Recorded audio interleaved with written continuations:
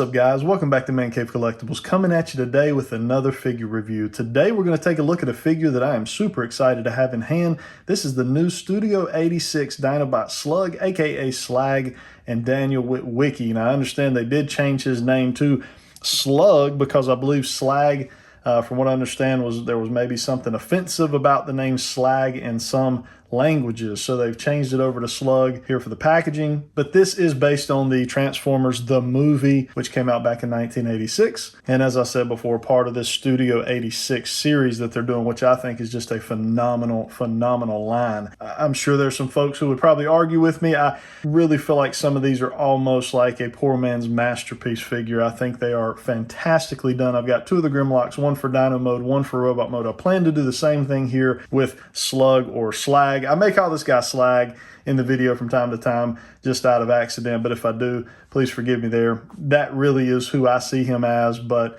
I'll try to refer to him as Slug as best I can. Now, we found this guy on a recent trip to Target. My wife actually was there by herself, and she hit me up and said, "Hey, I found this Dinobot here that I don't think you have. Is that something you're interested in?" I said, "Absolutely, pick this guy up. I haven't really seen anybody finding him yet, so if you are interested in picking this guy up, get out there hunting. That does mean he's out there. He's going to be available to find very, very soon at your local Target, so be on the lookout for that." Let's jump right into it here. We can see Slug here in his robot mode very plainly. He looks really, really nice. He looks very large, and we'll do some size comparisons here in this video of him in his Dino mode as well as in his robot mode. We do have Daniel Witwicky over here in his suit that we saw him in the movie. We can see here some nice artwork of him actually riding there on Slug.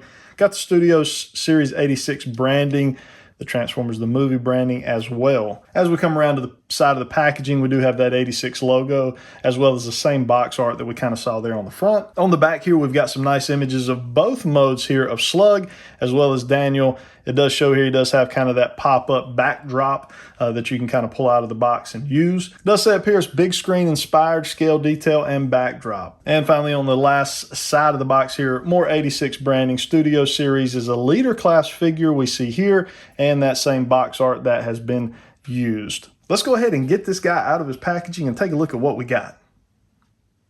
All right, guys, we got Dinobot Slug, aka Slag, out of the box and onto our view table, and I am impressed. I am certainly not let down by getting this guy out of his packaging. He looks phenomenal.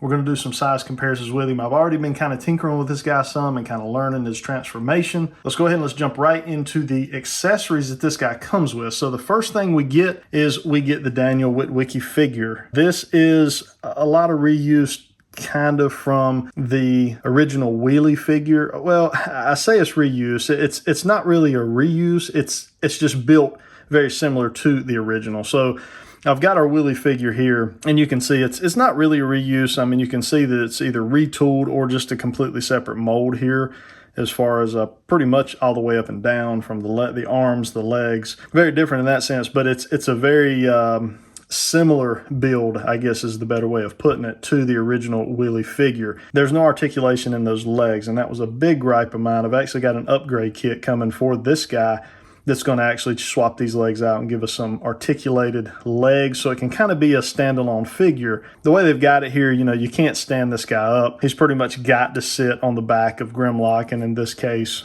Daniel's going to be in the same boat. So I really don't like these, but the great part about it is the Transformers are so good themselves. I'm kind of able to look over the, you know, accessory here of the figure, and hopefully we'll get kind of a similar upgrade kit with Daniel as some of the ones that are being offered here for the wheelie figure. Now, just a quick look at the Daniel articulation. So this guy does articulate out here in the arms. We get a little bit of forward and back. It's hinging on a little ball peg right there.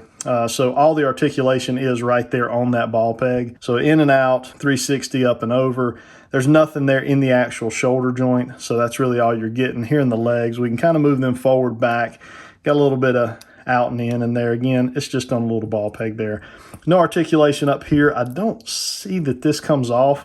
I think that's on there. Somebody can correct me in the comments if I'm wrong on that. And then we do get, looks like there should be some articulation in the waist, but maybe not. Maybe they do have that either glued or, you know, something kind of connected. I don't think it's the same mold. It does appear as though there's a seam in there, but It's not letting me do any articulation there. So yeah, they really swapped it up. You can see that our wheelie figure did have articulation in that waist area. So that's why I was kind of thinking Daniel would have that also, but it is not provided. Now he also comes with his blaster or his gun. It is just molded plastic. It does appear to have a splash of paint on it there. It kind of, you can see here on the handle where we have just the molded gray plastic, and then you can kind of see where the paint begins. They did go to the extent of actually putting paint on this molded gray plastic. So I think that is a really nice touch there by Hasbro. Real defined seams, however, you can see there down the middle of the gun. So, you know, it is what it is. I mean, for the price point that we're at, you know, I don't expect a whole lot more than that. And then lastly, you've got your instruction manual here for your transformation. 32 steps in order to transform this guy, which we will take a look at here in just a moment. Now, let's go ahead and let's jump into Slug. Right now, he is looking phenomenal. Got our nice Autobot logo right there on the chest. I'll throw up a side-by-side here of Slug or Slag. I think for most of us that grew up in the 80s, he'll always be Slag. But a good job here. We got a little bit of paint down here on the knees. You know, obviously paint down here on the feet area. A lot of this is molded plastic, however, which is fine by me because it really prevents from having to worry so much about, you know, paint QC issues. So that's not a problem at all. We'll bring this guy in, take a real nice close up here of the face area. Looks really good. Got a nice kind of metallic blue paint there on the eyes. Looks really good. Coming on around, they got a lot of detail there. Sculpt work in the actual mold, which I think is really nice. We got that same type of thing with Grimlock. We do have a pretty big backpack, but that is kind of normal for, you know, what we would see on a Dinobot. Got the tail coming down there, that nice gold tail up here. Got the horns, the blue eyes. Got another Autobot logo right there where it should be. So yeah, this guy really, really looking nice. Let's go ahead and we'll bring in Grimlock. So there is our Grimlock Studio Series figure, which was my favorite Studio Series figure to date. I think Slag here really pushes Grimlock as far as being my favorite one. The Triceratops is my favorite dinosaur, but Grimlock was always my favorite Dinobot. So I'm kind of torn at this point as to which one I like better, but they both really, really look phenomenal. We'll go ahead and we'll slide the gun weapon here in. It slides in really nice and holds real firm in that hand. Looks really good. You know, one great thing about the Hasbro Transformers line is they stand so well. You know, the articulation down here in the ankles, you know, is always really on point. And you really never have a problem having these guys stand on your shelf. You never worry about them falling over. But yeah, so these guys are about the same height. I think that is that's pretty accurate to the way things should be. So we'll put a measuring stick right here on these guys, and right to the top of that Triceratops horn, we're right at above 9 inches, maybe 9 1/4 to the top of this guy. So he's a large figure in the Hasbro line. Obviously our Grimlock right at about 8 1/2. So I guess where I say as far as they're the same height, it's head to head they're around the same height, but obviously Slag has a little bit of the size advantage just due to, you know, part of his dino mode actually going up above his head. And then to bring in another one of my favorite figures in the Hasbro main line here, we've got our Optimus Prime from the Earthrise. You can see kind of the size difference here. It is perfection. This is exactly the size I think the Dinobot should be in size comparison with our regular size bots. So that is really, really well done. We'll go ahead and we'll move Optimus, and we'll bring in one of our mini bots here. We got Bumblebee. This is Bumblebee from the Netflix Hasbro line. You can see where he stacks up. Just a little bit about mid-thigh maybe as far as his height. Again, perfect scale by Hasbro. And then to bring in a figure that's kind of unrelated as far as Transformers are concerned, but just in case you didn't have either of the other two here, we got our standard 6-inch Marvel Legend retro carded Spidey. All right, guys, so it is time for the transformation. Let's go ahead and get her done.